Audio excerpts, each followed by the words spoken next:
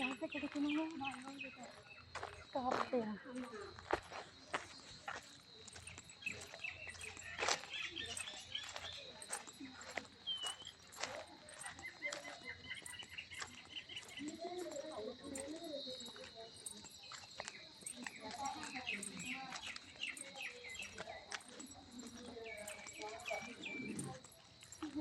குழந்தைய தத்தெடுக்கணும், அது முதல் கேட்டு விசாரிக்கலாம்னு இருக்கேன். குழந்தைங்க தத்தை கொடுக்கணும்.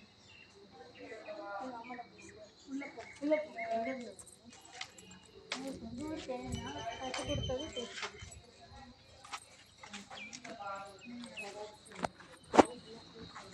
உள்ள போகலாம்.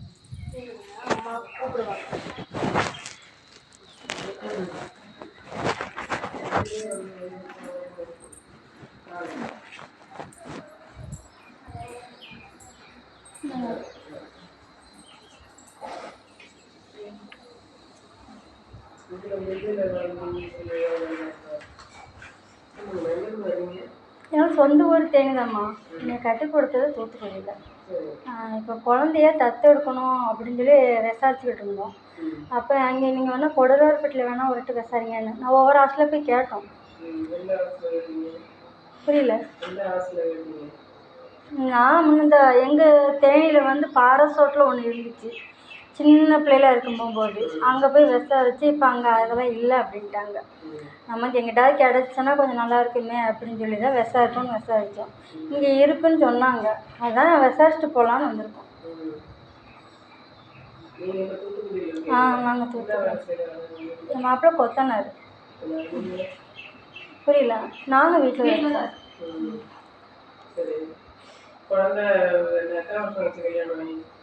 என்னம்மா? எனக்கு வருஷம் 20க்கு மேலே ஆயிட்டு கல்யாணம் ஆகி. குழந்தைகளாம் இருக்காங்க. குழந்தைங்க எனக்கு இருக்காங்க. மாப்பிள்ளை விட்டுட்டு ஓடி போயிட்டார். என் மாப்பிள்ளை விட்டுட்டு ஓடி போயிட்டாரு எங்கள் வீட்டுக்காரு. இந்த 3 பிள்ளைகளும் அவங்களோட போயிட்டு அவங்களோடய போயிட்டு 2வது கல்யாணம் முடிச்சிட்டான். ஆமாம். 2வது வந்து ஹஸ்பண்டுக்கு வந்து குழந்தை கிடையாது. நான் குடும்ப கட்டுப்பாடு பண்ணிட்டேன். அதனால எனக்கு இப்போ குழந்தை பெற முடியாது. ஹாஸ்டலில் போய் கேட்டதுக்கு எனக்கு மருந்து மாற்றிக்கிட்டுலாம் போட முடியாது அப்படின்னு சொல்லிட்டாங்க. அதனால் நமக்குன்னு ஒரு குழந்தை இருந்துச்சுன்னா தத்தெடுத்து வளர்க்கலாம் அப்படின்னு சொல்லி நானே என்கிட்ட இல்லை, அவங்க அப்பாட்ட தான் இருக்கணும். 3 அது இப்போ வருஷம் 7 வருஷம் 8 வருஷம் இருக்கும். பார்க்க மாட்டாங்க. எல்லாம் அவங்க அப்பா பேச்சை கேட்டுட்டு அங்கே தான் இருக்காங்க. பொம்பளை பிள்ளை 1, பையன் 2 இருக்காங்க. எல்லாம் அவங்க அப்பா கிட்ட நான் எங்கள் அப்பாவோட போகிறேன்னு சொல்லிட்டு போயிட்டாங்க. அது எனக்கு தெரியலம்மா. எந்த ஊரில் இருக்காங்கன்னு தெரியல. பிள்ளைகளாக கூட்டிகிட்டு போனதோட சரி. எங்கே இருக்காங்கன்னு எதுவும் தெரிய மாட்டேங்குது. நானும் தெரிஞ்சவங்ககிட்டலாம் விசாரித்து பிள்ளைக்காக பேசி பார்ப்போம்னு கேட்டேன். எங்கே இருக்காங்கன்னு தெரிய மாட்டேங்குது. வீட்டில் எனக்கு அவங்களுக்கும் கொஞ்சம் சண்டை. எனக்கு என் மாப்பிள்ளைக்கும் கொஞ்சம் சண்டை. இந்த சண்டையில் எனக்கு அவருக்கு ஆகலை. அவர் என்னையை பார்க்கவே மாட்டார். சாப்பாடு தண்ணி கொடுக்க மாட்டார். நான் பிள்ளைகளை வச்சுக்கிட்டு என்னால் தெரிஞ்ச அந்த வீட்டு வேலையெல்லாம் நான் போய் எனக்கு என்னால் முடிஞ்ச அளவுக்கு நான் இங்கே பிள்ளைகளையும் பார்த்துக்கிட்டு தெம்பாக இருந்துக்கிட்டேன். அது இப்போ காலப்போல் ரொம்ப ஒரே குடிச்சு காசுலாம் வீட்டுக்கு தரமாட்டார். இதை கேட்டதுக்கு தான் சண்டை. நான் அப்படி தான் இருப்பேன், உனக்கு இருந்தால் இஷ்டம் இருந்தால் இரு, இல்லைன்னா போன்ட்டார். நான் தனியாக ஒரு வீடு பார்த்து இருப்போன்னு இருந்தேன். அதுக்கப்புறம் தான் சரி நம்ம ஒத்தையில் தான் இருக்கோம் அப்படின்னு சொல்லி எனக்கு என்னை இது பண்ணிவிட்டு ஒருத்தவங்க வந்து கேட்டாங்க. நான் அவங்க அம்மா அப்பா பேச்சை அவங்க மாப்பிள்ளையோட அம்மா அப்பா எல்லாத்துக்குமே தெரியும். அவங்க மூலயமா நான் கல்யாணம் முடிச்சிட்டேன். இப்போ அவங்களுக்கு குழந்தையும் இல்லை. நான் குழந்தை பெறணும்ல, எனக்கு குழந்தையும் பெற முடியாது. ஏதோ ஒரு குழந்தைய தத்தெடுப்போம் அப்படின்னா சரி விசாரிச்சுட்டு போகலான்னு தான் வந்துடும்.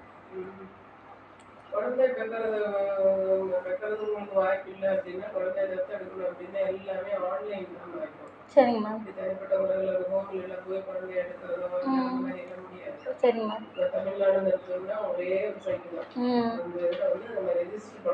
சரிங்கம்மா.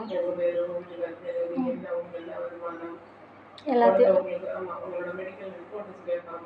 சரிங்க. உங்கள் குழந்தை பிறக்கிறதுக்கான வாய்ப்பு இருக்கா இல்லையா, ம். உங்களோட வயசு சரிங்க. எல்லாமே அதில் கேட்பாங்க. அதை சரிங்க. ரெஜிஸ்டர் பண்ணி வச்சுட்டோம்னா இப்போ உங்கள் வயசுக்கு ஏற்ற மாதிரி இப்போ உங்களுக்கும் உங்கள் மாப்பிள்ளைக்கும் சேர்ந்து என்ன வயசு வருதோ. சரிங்க. இப்போ உங்களுக்கு 40 வயசு, என்ன வயசு போகும்? எனக்கு 37. 37 வயசு. உங்களுக்கு 40 இருக்குமா? இல்லை, அவங்க கம்மி தான், 32 வயசு. வயசு கம்மியான வயசு கம்மியான. சரி, 2 பேருக்கு சேர்த்து ஒரு 65 வயசு வந்து அதாவது சீனியாரிட்டி படி வரும். உங்களுக்கு முன்னாடி பதிவு பண்ணி வச்சிருப்பாங்க. சரிம்மா. அப்படி அந்த பதிவு பண்ணதை அனுசரிச்சு சரிம்மா. உங்களுக்கு வந்து காலம் ஃபோன் நம்பர் எல்லாம் அதில் போட்டுருவீங்க. சரிங்கம்மா. அதை வச்சு உங்களுக்கு வந்து உங்களுக்கு கால் வரும். அதுக்கு கால் வர்றதுக்கு முன்னே நீங்க இருக்கிற வீடு, உங்களோட சொத்து, உங்களுக்கு என்ன வருமானம் இருக்கு, குழந்தைய தத்தெடுத்தா உங்களுக்கு வளர்க்கறதுக்கு உண்டான தகுதி இருக்கா, இல்ல குழந்தைய நீங்க தத்தெடுத்த பிறகு உங்களுக்கு குழந்தை பிறக்கிறதுக்கான வாய்ப்பு இருக்கா, இதெல்லாம் அதிலே வரும். அதெல்லாம் நீங்க அதுல போடணும். யாராவது ஒருத்தவங்களை கூட்டிட்டு போய் அதை பதிவு பண்ண சொல்லணும். இங்கிலீஷ்ல வருது இல்ல தமிழ்ல வருதுன்னா ஆன்லைன்ல போடுறதுக்கு யாராவது ஒருத்தவங்க தெரிஞ்சுட்டு போய் உங்களோட விவரங்களை அதை பதிவு பண்ணிட்டு அது சீனியாரிட்டி படி வரும். உங்களுக்கு வந்து ஒரு 50 பேர் பண்ணிட்டாங்கன்னா 50 பேருக்கு முடிஞ்சு 51 பேரா உங்களுக்கு உங்க பேர் வரும். அந்த பேர் வரும்போது உங்களை கூப்பிடுவாங்க, குழந்தைகளை காமிப்பாங்க. தூத்துக்குடி மாவட்டத்தில் இருக்கிற குழந்தைகள் இடத்துல கூட்டு போய் காமிப்பாங்க. இங்கே அப்படின்னா தேனி மாவட்டத்தில் அந்த மாதிரி ஹோம் இல்லை. தூத்துக்குடிக்கும் மதுரை தான். மதுரை வரணும். மதுரையில் 2 இடம் இருக்கு. லைசன்ஸ் வாங்கினவங்க காந்தி கிராமத்தில் ஏதாவது ஒரு இடத்துல உங்களுக்கு கூப்பிட்டு குழந்தைகளை காமிப்பாங்க. இந்த வயசுல இப்போ 60 வயசுக்கு மேல இருக்கிறீங்க அப்படின்னா அந்த 60 வயசுக்கு மேல எந்த வயசுல இருக்கிற குழந்தைய உங்களுக்கு வளர்ப்பீங்கன்னா உங்களுக்கு காமிப்பாங்க. அந்த குழந்தைய நீங்க வாங்கிக்கலாம். இதுல வந்து நம்ம ஹோமா போகணும் நல்ல விஷயம் இல்லை, யாரும் போக மாட்டாங்க. கொடுத்தாலும் சட்டப்படி திட்டம்.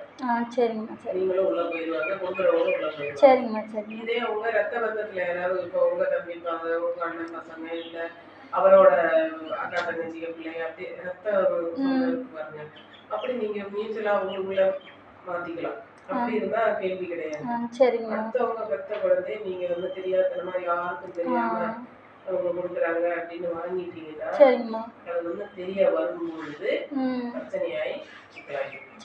அதனால அந்த மாதிரி குறுக்கு வழியில போகாம ரெஜிஸ்டர் பண்ணி விட்டுருங்க. ரெஜிஸ்டர் பண்ணி விட்டீங்கன்னா சரி, ஓகேங்க. விவரம் கேட்க தான் வந்தோம், வேற ஒன்றும். சரி, ரிசீவ் பண்ணுறோம்மா. தேங்க்யூம்மா. சரி, தேங்க்யூம்மா.